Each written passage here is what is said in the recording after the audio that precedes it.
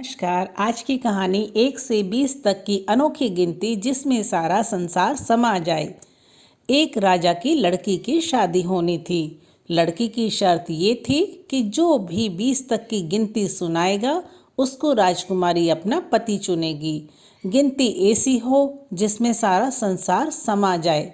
यदि नहीं सुना सकेगा तो उसको 20 कोड़े खाने पड़ेंगे और ये शर्त केवल राजाओं के लिए ही है। अब एक तरफ राजकुमारी का वरण और दूसरी तरफ कोड़े। एक एक करके राजा महाराजा आए। राजा ने दावत भी रखी। मिठाई और सब पकवान तैयार कराए गए।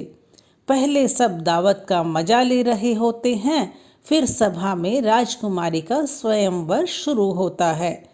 एक से बढ़कर एक राजा महाराजा आते हैं। सभी गिनती सुनाते हैं जो उन्होंने पढ़ी हुई थी, लेकिन कोई भी वह गिनती नहीं सुना सका जिससे राजकुमारी संतुष्ट हो सके। अब जो भी आता कोड़े खाकर चला जाता।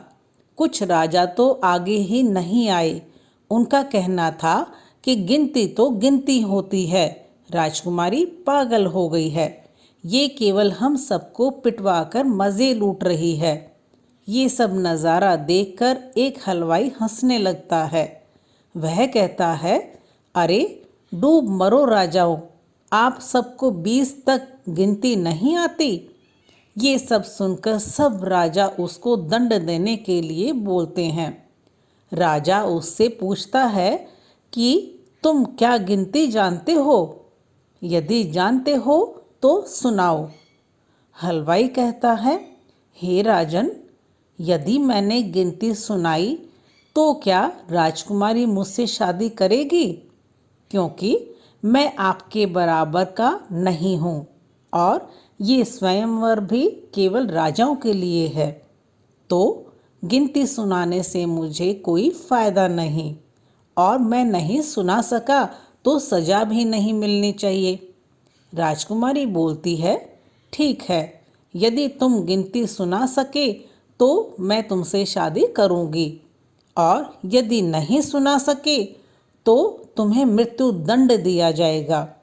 यह देख रहे थे कि आज तो हलवाई की मौत तय है। हलवाई की गिनती बोलने के लिए कहा जाता है। राजा की आज्ञा लेकर हलवाई गिनती शुरू करता है। 1 भगवान, 2 पक्ष, 3 लोक, 4 युग, 5 पांडव, 6 शास्त्र, 7 वार, 8 खंड, 9 ग्रह, 10 दिशा, 11 रुद्र, 12 महीने, 13 रत्न, 14 विद्या, 15 तिथि, 16 श्राद्ध, 17 वनस्पति, 18 पुराण, 19 तुम और 20वां मैं। सब हक्के बक्के रह जाते हैं। राजकुमारी हलवाई से शादी कर लेती है। इस गिनती में संसार के सारे वस्तु मौजूद हैं। यहाँ शिक्षित से बड़ा तजुर्बा होता है। तो दोस्तों, कहानी कैसी लगी कमेंट करके ज़रूर बताएं और पसंद आई हो तो एक लाइक करें, साथ ही कहानी को शेयर करें और चैनल को सब्सक्राइब करना ना भूलें। कहानी देखने के लिए बहुत बहुत धन्यवाद।